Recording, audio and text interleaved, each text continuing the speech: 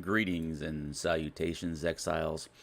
So this video, while I'm doing a little farming, this video is going to be about clans, the discussion of clans and kind of how they work and or how they're perceived to work and how they actually work. So you have to think about, in some ways, the clan system really revolves around the building system, because once you invite somebody to the clan, everything is community assets. So let's say you build this elaborate castle, and I learned this through my own experience. So let's say you build this elaborate castle, right? You have like 30 or 40 hours into crafting time, and then you invite somebody to the guild.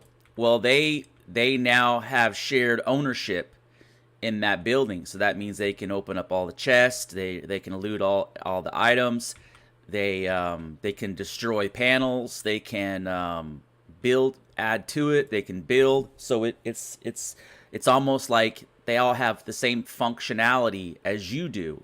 It's like they own the building, but it's community. And the reason why I'm kind of fleshing that discussion out is because when I say community, some people don't really grasp the depth of the community piece. So, they don't grasp that they can actually alter the buildings or alter the structure of stuff. So, and where this can go awry is let's say you invite somebody to your guild, and then you log off, and then your building's gone. They've just dismantled everything and moved it to a new location, dumped it on the ground, left the guild, and then relooted it and moved it into their new building that they've constructed with your items.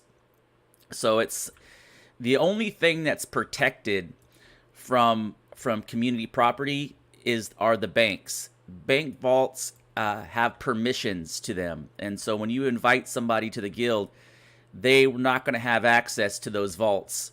They have to be a certain rank in the clan in order to have permissions.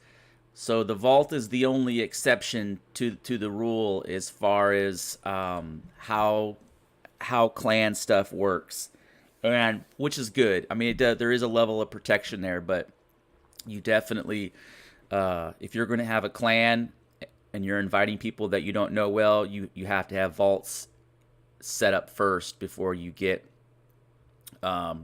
start inviting a bunch of unknowns. And then another thing that kind of takes place is you will see structures and buildings exist. Like, I've been playing off and on for a little over a year and a half, and I've seen some buildings and structures they don't disappear. And even though different clans own them and different people own them, you can basically pass ownership of structures down the line. So I've seen it to where a bunch of people are in the clan, somebody else will want the property, and everybody else will leave except for that one person, and now he's the owner of that property. And so there's, in some places, there's kind of like a continuous lineage of properties where people maintain them over the course of a year or so. So it's possible to kind of gift structures to other people through the clan system. I hope that gives a little bit of insight on kind of how the clan system works, and a little bit more depth, because the first time I had invited somebody to a clan, I didn't realize really what it meant. I didn't realize, and you can still do damage to clan members.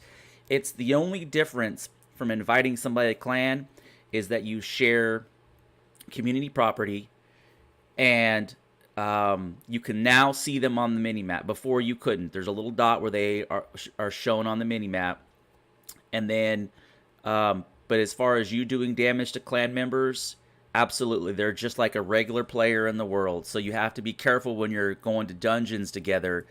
Your thralls will kill them with a quickness by accident. Like, they can step in front of your thrall fighting the boss. So if you're with clan members as a practice, it's better to use a bow when you're with when clanmates, just because of friendly fire. Is just as a good practice to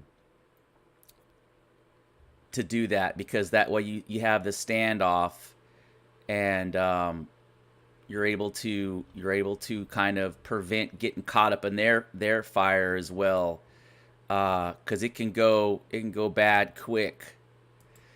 But there's if you like this kind of content, please like and subscribe. I know it's a little bit drawn out, but hopefully it'll kind of give you some light on a little bit of light on the picture, a little bit of more depth. Thank you for watching.